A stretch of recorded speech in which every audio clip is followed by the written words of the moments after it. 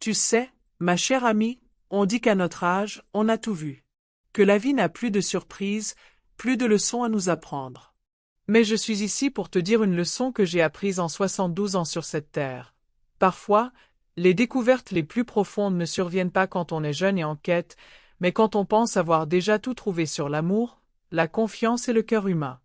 Je m'appelle Marie-Claire, et je veux partager avec toi une histoire qui a bouleversé tout ce que je croyais savoir sur la force, la dignité et ce que signifie vraiment protéger la vie qu'on a construite de ses propres mains. C'était un mardi matin de mars que j'ai remarqué pour la première fois quelque chose de différent. Le réveil sonnait toujours à 4 heures du matin, comme depuis 35 ans. Mais pour la première fois depuis toutes ces années, je me suis réveillée avant qu'il ne sonne. Quelque chose au fond de moi, au fond de mon cœur, me disait d'être attentive. Voyez-vous, mon mari Jean-Pierre et moi avions construit notre petite fromagerie à Colmar à partir de rien. Nous avons commencé avec un petit comptoir, 3 types de fromage et un rêve au goût prononcé de comté affiné et à la richesse crémeuse du brie de Meaux. Chaque matin à 4 heures, nous nous levions ensemble, enfilions nos tabliers et commencions à disposer soigneusement nos trésors, des meules de fromage affinées dans notre cave, chacune étant un petit miracle de temps et de patience. Ces heures matinales étaient sacrées pour nous. La boutique était silencieuse, les rues désertes, à l'exception d'un boulanger occasionnel partant travailler, les remplis du parfum authentique de notre métier. Jean-Pierre fredonnait de vieilles chansons de Charles Trenet en vérifiant la température de notre salle d'affinage, et moi, j'organisais les sélections du jour, passant mes mains sur les croûtes lisses, à la recherche du moment parfait de maturité. Mais ce mardi matin, quelque chose était différent. Jean-Pierre était silencieux. Non pas le silence confortable de 2 personnes qui ont appris à travailler ensemble comme des danseurs, mais un silence distant et distrait qui me serrait la poitrine d'inquiétude. « Tu vas bien, mon chéri ?» demandai-je en le regardant tâtonner avec les clés de la cave à fromage, des clés qu'il avait déjà tournées des milliers de fois. « bien sûr, dit-il, mais sa voix portait une note que je ne reconnus pas. Juste fatigué, c'est tout. Je me disais que ce n'était rien. À 58 ans, j'avais appris que les mariages, comme le bon fromage, traversent différentes phases. Parfois, elles sont vives et exigeantes, parfois douces et réconfortantes. Je pensais que nous entrions simplement dans une période plus calme. Mais les signes ont commencé à s'accumuler comme des feuilles d'automne, impossibles à ignorer. Jean-Pierre a commencé à prêter une attention à son apparence comme jamais auparavant. Un matin, je le trouvai devant le miroir de la salle de bain, scrutant son reflet avec l'intensité d'un homme de 20 ans plus jeune. Il avait toujours été beau, grand et mince, avec ses 12 yeux marrons qui avaient conquis mon cœur lors d'une fête de village en 1965. Mais maintenant, il s'observait comme un étranger. « Nouvelle après rasage ?» demandai-je en remarquant l'odeur inconnue qui flottait sur son col. « Ah oui. Sylvie me l'a recommandé. Elle a dit que c'était plus moderne. » Sylvie. Notre nouvelle employée, embauchée 6 mois plus tôt. 28 ans, avec cette vivacité d'esprit et ce sourire facile qui la faisait paraître si précieuse pour notre petite entreprise. Elle était arrivée avec un bagage impressionnant, une expérience en marketing gastronomique, des relations avec des restaurants strasbourgeois, des projets ambitieux pour élargir notre clientèle. J'avais été si reconnaissante pour son énergie, ses idées nouvelles. À 58 ans, je commençais à ressentir le poids de tous ces matins à 4 heures, de toutes ces années passées derrière le comptoir, à expliquer la différence entre le chèvre et le crottin à des touristes qui photographiaient notre fromage plus qu'ils ne l'achetaient. Sylvie m'avait semblé être une réponse à des prières que je n'avais même pas conscience de faire. Mais au fil des semaines, j'ai commencé à remarquer des choses qui ont fait murmurer des avertissements à l'instinct de ma grand-mère, celui qui avait permis à ma famille de survivre pendant la guerre, les moments difficiles, toutes les petites crises qui mettent un mariage à l'épreuve. Jean-Pierre commençait à travailler plus tard, restant après la fermeture pour faire le point sur les stocks avec Sylvie. Il rentrait à la maison avec l'odeur de ce nouvel après-rasage et quelque chose d'autre, une énergie, une excitation qui ne m'était plus venue depuis des mois. « Comment avance le nouveau plan marketing ?» demandai-je au dîner. « très bien, disait-il, mais son regard se détournait du mien, se concentrant sur son assiette, sur le journal télévisé du soir, sur tout sauf sur la femme qui partageait son lit et ses rêves depuis 35 ans. J'ai commencé à m'intéresser davantage à Sylvie pendant nos heures de travail. Elle était indéniablement douée, charmante avec les clients, connaissant bien nos produits, pleine d'idées pour booster les ventes. Mais il y avait autre chose, quelque chose que je ne parvenais pas à nommer. Sa façon de se pencher un peu trop près pour montrer les chiffres de vente à Jean-Pierre. Son rire à ses blagues avec une vivacité qui semblait presque jouer. Et puis j'ai remarqué les petits détails. Sa façon de lui toucher le bras pour exprimer un point. Sa façon de complimenter ses connaissances, son expérience, sa sagesse, toujours avec ce sourire admiratif qui le faisait se redresser un peu. J'ai reconnu ces signes, car j'avais moi-même été jeune. Je me souvenais du pouvoir de faire en sorte qu'un homme se sente vu, apprécié, désiré. Mais j'avais utilisé ce pouvoir pour construire une vie, pas pour la détruire. Un soir d'avril, alors que l'air printanier apportait le parfum des tilleuls en fleurs par la fenêtre de notre cuisine, j'ai décidé de me fier entièrement à mon instinct. Jean-Pierre, ai-je dit en posant ma tasse de café avec la réflexion prudente de quelqu'un qui a pris une décision. J'ai une question à te poser, et j'ai besoin que tu sois honnête avec moi. Il a levé les yeux de son journal, l'espace d'un instant, j'ai vu quelque chose vaciller sur son visage. La peur? La culpabilité? Le soulagement? Bien sûr, Marie-Claire. Qu'est-ce qu'il y a? Tu as une liaison?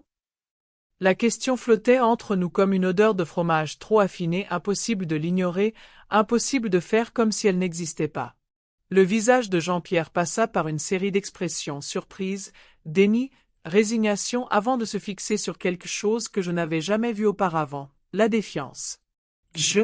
Marie-Claire, dis-moi juste la vérité, dis-je doucement. Après 35 ans, je mérite la vérité. Il resta silencieux un long moment, les mains jointes sur la table, son alliance illuminant la lampe de la cuisine.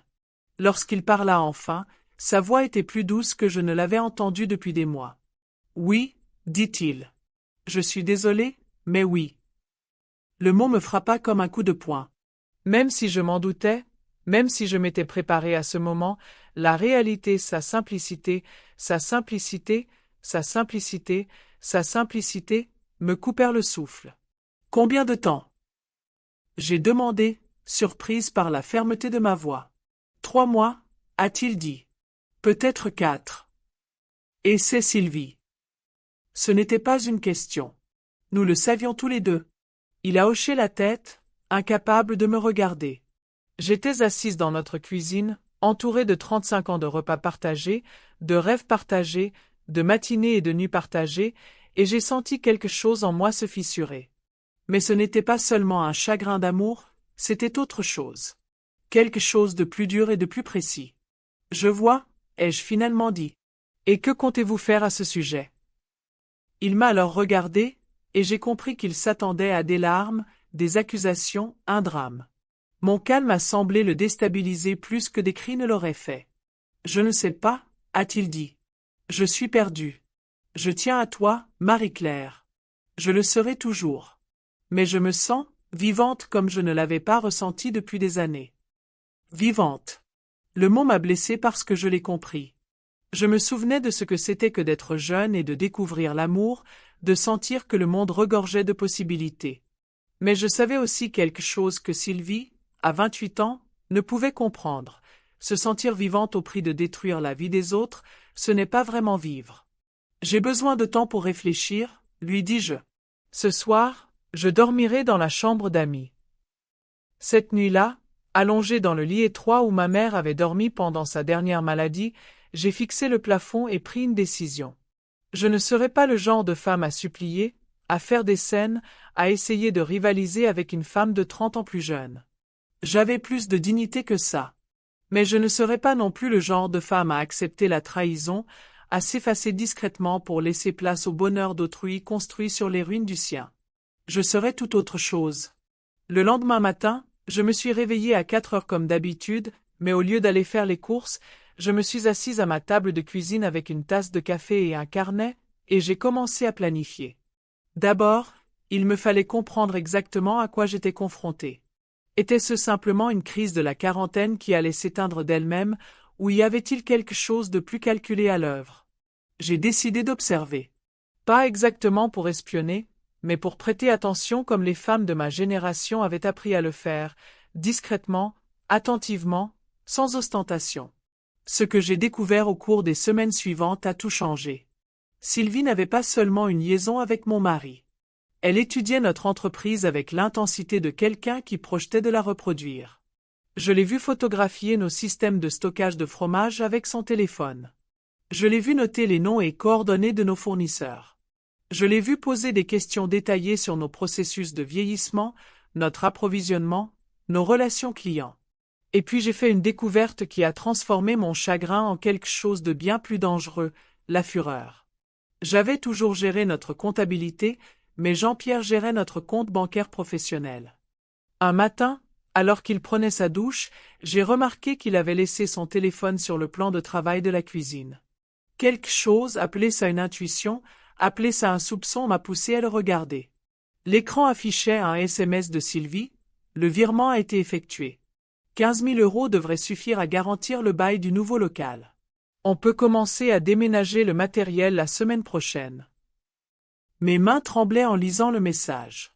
Ils ne prévoyaient pas seulement de poursuivre leur liaison, mais de créer une entreprise concurrente. En utilisant notre argent, nos connaissances, nos relations clients. J'ai pris une photo du message avec mon propre téléphone, puis j'ai vite remis le sien à sa place. Mais j'avais l'esprit qui tournait à toute vitesse. Les jours suivants, j'ai commencé à enquêter plus attentivement. J'ai vérifié nos relevés bancaires professionnels et j'ai découvert une série de virements vers un compte que je ne connaissais pas. Toujours des montants juste assez faibles pour passer inaperçus, 500 € par-ci, 300 € par-là, 1000 € quand nous avions une semaine particulièrement réussie. J'ai appelé notre comptable, Monsieur Dubois, qui s'occupait de nos comptes depuis 15 ans. Marie-Claire, m'a-t-il dit lorsque je lui ai expliqué ma découverte. Je suis vraiment désolé. Je n'en savais rien. Les virements ont été autorisés par Jean-Pierre et il a dit qu'ils concernaient du matériel professionnel. Combien? Ai-je demandé. Ces 3 derniers mois, près de 25 000 €. 25 000 €. L'argent qui représentait des années de 4 heures du matin, des années d'économie prudente, des années de construction collective. Mais je ne faisais que commencer. Ce soir-là, j'ai dit à Jean-Pierre que je devais rendre visite à ma sœur à Lyon pour quelques jours. Au lieu de cela, j'ai pris la voiture pour Strasbourg et j'ai passé l'après-midi à arpenter le quartier des restaurants, à poser des questions. Au 3e restaurant que j'ai visité, j'ai trouvé la perle rare. La propriétaire, une femme de mon âge, au regard bienveillant et aux manières pragmatiques, écoutait mon histoire avec une inquiétude croissante. « Vous décrivez Sylvie Moreau, a-t-elle dit.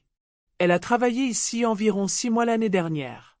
Très charmante, très compétente. Mais elle est partie dans des circonstances difficiles. » Quelles circonstances? Elle avait une liaison avec le mari de mon associé. Un homme d'une 50aine d'années, marié depuis 20 ans. Elle l'a convaincu de lui donner accès à nos comptes fournisseurs, à nos recettes, à nos listes de clients.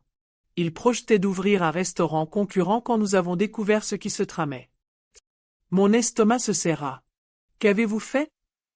Nous l'avons licencié immédiatement et menacé de poursuites judiciaires.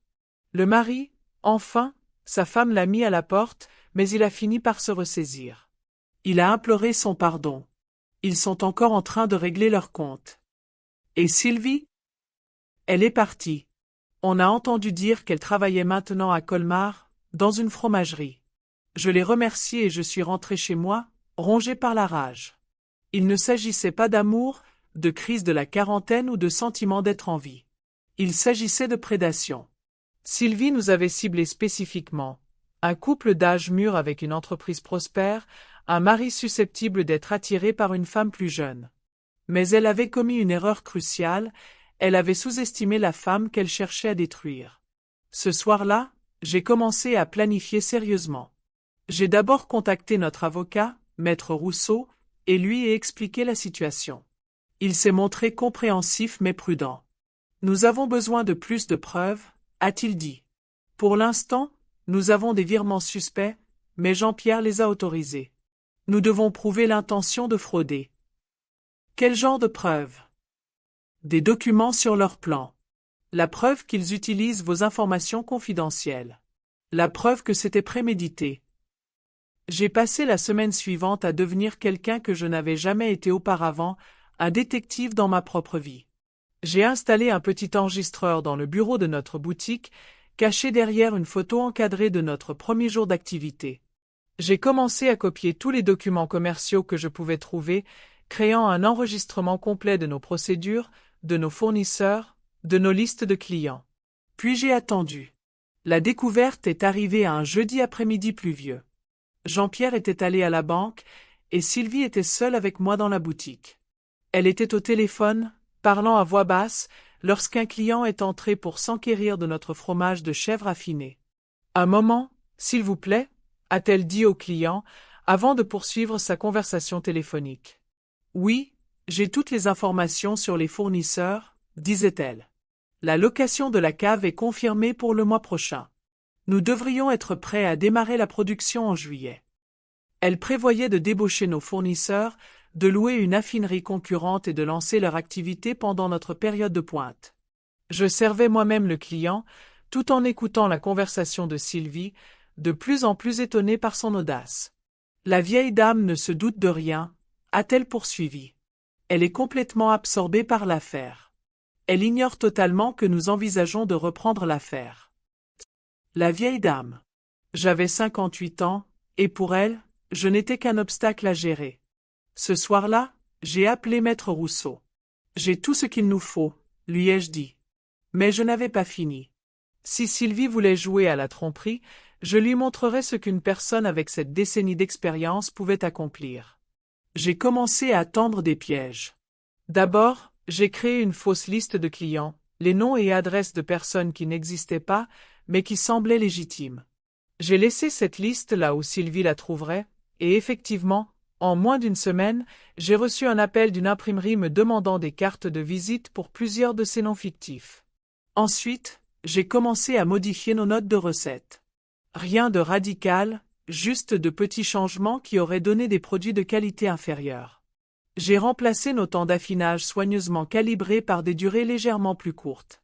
J'ai ajusté les recommandations de température de quelques degrés. Quelqu'un utilisant ces recettes modifiées produirait un fromage à l'apparence correcte, mais au goût anormal. Finalement, j'ai organisé une réunion avec tous nos principaux fournisseurs. Je leur ai expliqué la situation en toute honnêteté et leur ai demandé de l'aide. Nous travaillons avec vous depuis 15 ans, a déclaré Henri, notre principal fournisseur de fromage. Bien sûr qu'on va aider. Ce genre de comportement est inacceptable. Fin mai, j'avais monté un dossier qui révélerait non seulement l'affaire, mais aussi le vol systématique de notre entreprise. J'avais des enregistrements, des documents, des témoignages et des preuves de fraude qui tiendraient la route devant un tribunal. Mais avant d'engager des poursuites, je voulais donner à Jean-Pierre une dernière chance de se souvenir de qui il était. J'ai choisi un dimanche matin de juin. Nous étions assis dans notre jardin, buvant un café en écoutant les cloches de l'église Saint-Martin. C'était le genre de moment de paix qui avait autrefois fait notre bonheur. Jean-Pierre, ai-je dit, je veux te dire ce que j'ai appris sur Sylvie. Il a levé les yeux de son journal, et j'ai vu la culpabilité et la défensive se lire sur son visage. Marie-Claire, je ne veux pas discuter. Elle a déjà fait ça, les jeux interrompus. À Strasbourg. Elle a ciblé un couple de personnes âgées, a eu une liaison avec le mari, a volé leurs informations commerciales et a tenté de détruire leur restaurant. Il est resté silencieux un long moment. Puis, je ne vous crois pas. J'ai des documents. J'ai des témoins. J'ai des enregistrements de ces plans pour voler nos fournisseurs, nos recettes, notre clientèle. Vous nous espionnez? Je protège ce que nous avons construit ensemble. Ce que vous l'aidez à voler. J'ai sorti un dossier de documents et l'ai posé sur la table entre nous. 25 000 euros, Jean-Pierre. C'est la somme qu'elle a volée sur notre compte professionnel. De l'argent que vous avez autorisé parce que vous pensiez être amoureux. Il a ouvert le dossier et a commencé à lire. J'ai vu son visage changer à la vue des preuves, les relevés bancaires, les photos, les transcriptions d'appels téléphoniques, les déclarations du restaurateur strasbourgeois. Elle m'a dit qu'elle m'aimait, a-t-il dit doucement. Elle vous a dit ce que vous aviez besoin d'entendre pour que vous lui accordiez ce qu'elle voulait. Mais la façon dont elle me regarde, ce qu'elle me fait ressentir. Jean-Pierre, tu as 58 ans. Tu as vécu la mort de tes parents, les difficultés de la création d'entreprises, la joie de voir grandir tes enfants. Tu as survécu aux crises économiques, aux pertes personnelles et à tous les petits chagrins qui accompagnent la vie humaine. Crois-tu vraiment qu'une femme de 28 ans s'intéresse à toi pour ta conversation? La cruauté de la question était intentionnelle. Parfois, la gentillesse n'est pas ce qu'on a besoin d'entendre. Il resta assis là un long moment, à contempler les preuves de sa trahison et de sa tromperie. Finalement, il leva vers moi des yeux qui semblaient plus vieux que ce matin-là. « Que veux-tu que je fasse ?»« Je veux que tu te souviennes de qui tu es, » dis-je.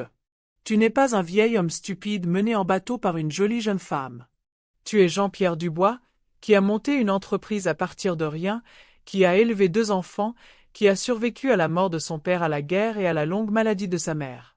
Tu vaux mieux que ça. Et si je romps avec elle? Alors on réglera la situation juridique ensemble. Elle a fraudé, Jean-Pierre. Elle nous a volés. Que tu continues ou non ta liaison, elle en subira les conséquences. Et nous? Et nous? Je l'ai regardé, cet homme que j'avais aimé pendant 35 ans, qui m'avait trahi, qui avait été prêt à détruire tout ce que nous avions construit ensemble, et j'ai réalisé une chose surprenante. Je l'aimais toujours. Pas de la même manière, pas avec la même confiance, mais avec l'amour profond et complexe qui naît du partage d'une vie. Je ne sais pas, ai-je dit honnêtement. C'est quelque chose qu'il va falloir comprendre. Mais d'abord, il faut l'empêcher de détruire la vie des autres. Le lendemain matin, Jean-Pierre est allé au magasin tôt. Je suis arrivé à mon heure habituelle et je l'ai trouvé en pleine conversation avec Sylvie au bureau. « Ça ne va pas marcher, » disait-il. « Je n'en peux plus. »« Que veux-tu dire ?»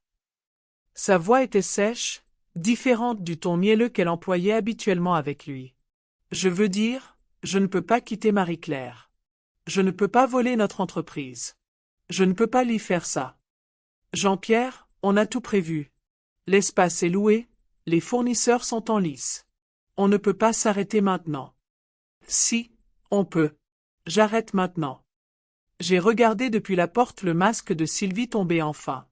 La jeune femme douce et admirative a disparu, remplacée par quelqu'un de froid et de calculateur.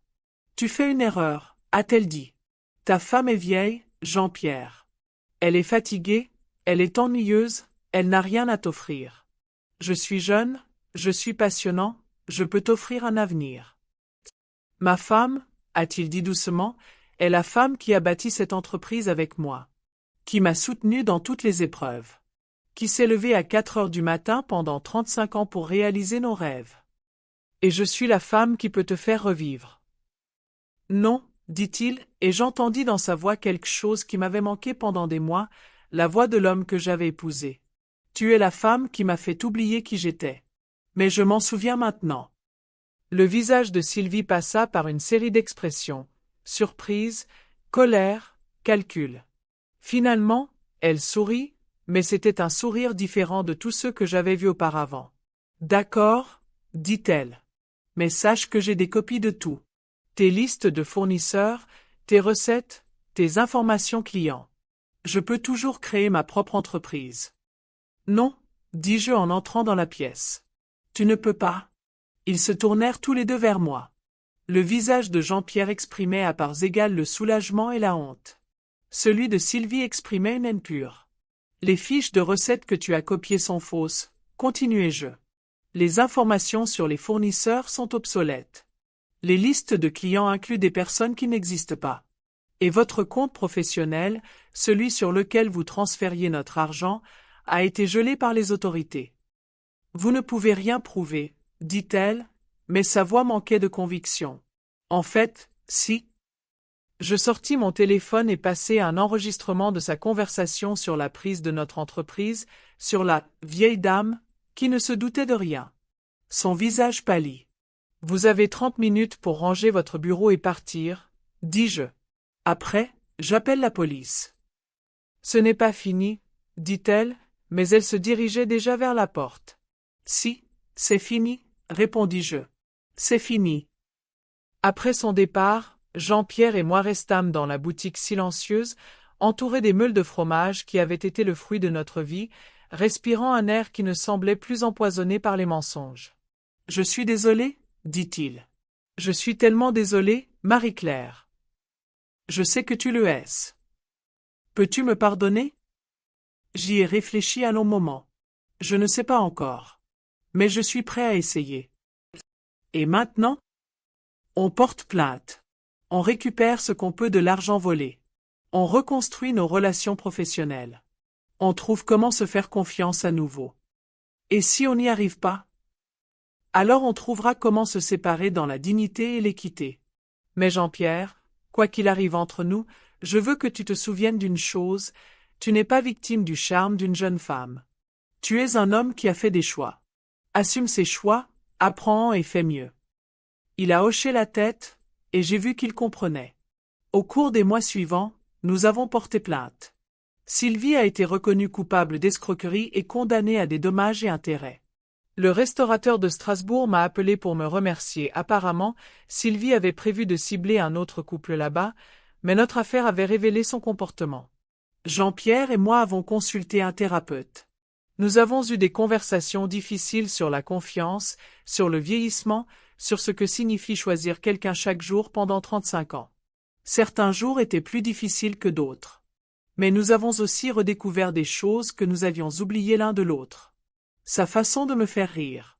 Ma façon de calmer ses inquiétudes. Notre façon de bouger ensemble dans la boutique, comme des danseurs qui répètent le même numéro depuis des décennies. Un matin de septembre, environ 6 mois après la révélation, je me suis réveillée à 4 heures, comme d'habitude. Mais cette fois, Jean-Pierre était déjà réveillé, assis au bord du lit. « Marie-Claire, dit-il, j'ai une question à te poser. »« Qu'est-ce qu'il y a ? Veux-tu qu'on aille au magasin ensemble ce matin? Comme avant ?» Je l'ai regardé, cet homme qui m'avait trahi, qui avait failli tout détruire, qui avait aussi été mon partenaire pour bâtir une vie dont j'étais fier, et j'ai fait un choix. « Oui, ai-je dit. J'aimerais bien. » Nous avons marché ensemble jusqu'à la boutique dans l'obscurité matinale, nos pas résonnant sur les pavés. Nous avons ouvert la porte, bercés par l'odeur du fromage affiné et le confort familier d'un travail qui avait du sens. « Marie-Claire, dit Jean-Pierre tandis que nous enfilions nos tabliers, je veux que tu saches quelque chose. »« Quoi ? » J'ai peut-être oublié pendant un moment, mais je me souviens maintenant. Tu es la femme la plus remarquable que j'ai jamais connue. Non pas parce que tu es parfaite, mais parce que tu es forte. Assez forte pour te battre pour l'essentiel. Assez forte pour pardonner. Assez forte pour nous donner une autre chance. Je l'ai regardé et j'ai réalisé que quelque chose avait changé. Pas seulement en lui, mais en moi. J'avais découvert que j'étais capable de choses dont je ne me serais jamais cru capable. Je pouvais être une détective, une stratège, une battante. Je pouvais me protéger et protéger la vie que j'avais construite. Mais plus que ça, j'avais appris que l'amour, le véritable amour, ne se résume pas aux sentiments que l'on éprouve quand tout est facile. Il s'agit des choix que l'on fait quand tout est difficile. Jean-Pierre, ai-je dit, il faut que tu comprennes quelque chose aussi. Je ne suis plus la même femme qu'il y a 6 mois. Je ne serai plus le genre d'épouse qui fait confiance sans poser de questions. Je vais observer, être attentive, rester vigilante. Est-ce acceptable pour toi? Oui, dit-il. Je crois que j'ai besoin que tu sois comme ça. J'ai besoin que tu sois assez fort pour me forcer à rester honnête. Et j'ai besoin que tu sois le genre d'homme qui n'a pas besoin d'être honnête. Peux-tu être cet homme-là? Je vais essayer chaque jour d'être cet homme-là. Nous étions là, dans notre petite boutique, entourés du fruit de notre travail, et j'ai ressenti quelque chose que je n'avais pas ressenti depuis des mois, l'espoir. Non pas l'espoir naïf de quelqu'un qui n'a pas été blessé, mais l'espoir profond de quelqu'un qui a été mis à l'épreuve et a trouvé une force qu'il ignorait posséder. 6 mois plus tard, nous avons fêté notre 36e anniversaire de mariage. Nous n'avons pas fait comme si de rien n'était. Nous n'avons pas fait comme si tout était comme avant. Au contraire, nous avons reconnu ce que nous avions appris.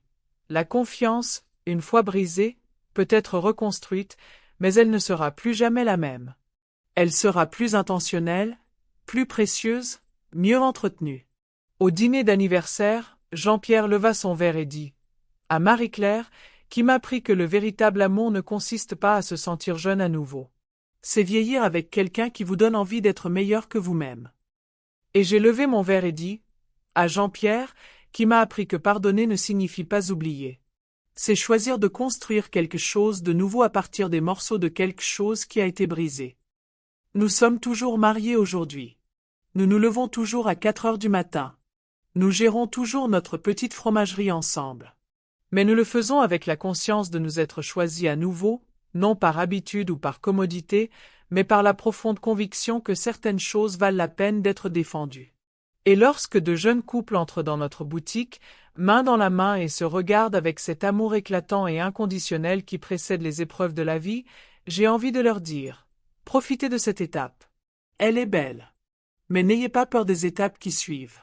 N'ayez pas peur d'être mis à l'épreuve. N'ayez pas peur de devoir choisir l'un pour l'autre encore et encore. Car l'amour qui survit à la trahison, qui se renforce après avoir été brisé, qui choisit de se reconstruire plutôt que de s'éloigner, cet amour-là vaut mieux que tous les sentiments faciles du monde. Parfois, lorsque je suis seul dans la boutique au petit matin, à disposer des meules de fromage affinés à la perfection par le temps et la patience, je pense à tout ce que j'ai appris sur moi-même ces dernières années. J'ai appris que je ne suis pas seulement une femme qui fait et vend du fromage. Je suis une femme qui peut enquêter, élaborer des stratégies, me battre pour ce qui m'appartient. Je suis une femme qui peut affronter la trahison et choisir la force plutôt que la victimisation. Je suis une femme qui peut pardonner sans renoncer à sa dignité. Mais surtout, j'ai appris que vieillir ne signifie pas devenir invisible ou insignifiant. Cela signifie accumuler de la sagesse, de la force et cette profonde connaissance de la vie que seul le fait de la vivre pleinement peut apporter. Quand on me demande conseil sur le mariage, le vieillissement, la trahison, je réponds, ne vous sous-estimez pas. Ne laissez personne vous convaincre que vos plus belles années sont derrière vous.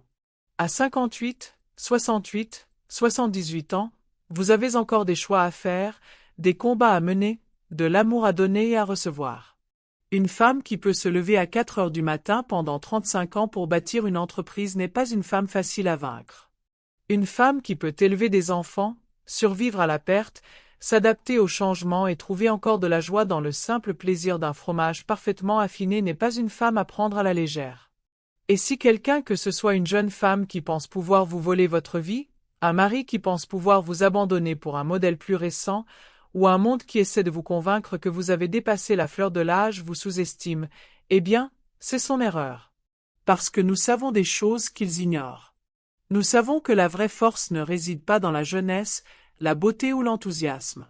Il s'agit de savoir endurer, de s'adapter, de se battre quand il le faut et d'aimer suffisamment profondément pour pardonner. Nous savons que la dignité ne consiste pas à ne jamais être blessé. Elle dépend de la façon dont on réagit lorsqu'on est blessé. Nous savons que la sagesse ne consiste pas à ne jamais commettre d'erreurs.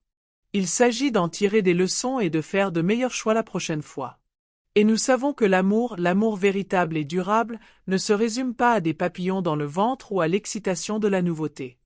Il s'agit de décider de construire quelque chose ensemble, d'affronter les difficultés ensemble, de se choisir l'un l'autre jour après jour, année après année, même dans les moments difficiles.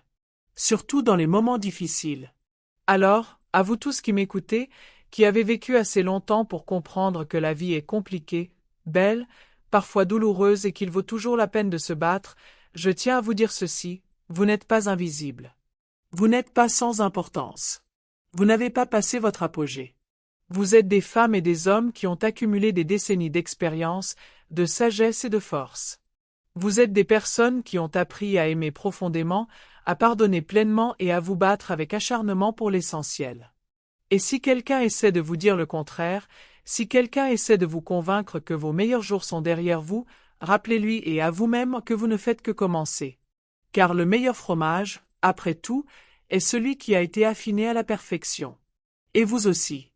Cette histoire est dédiée à toutes les femmes et à tous les hommes qui ont découvert que leur plus grande force émerge souvent dans les moments les plus sombres, et qui comprennent que vieillir signifie devenir plus sage, plus courageux et plus magnifiquement complexe. Vos histoires comptent, votre sagesse est nécessaire, et vos plus beaux chapitres attendent peut-être encore d'être écrits.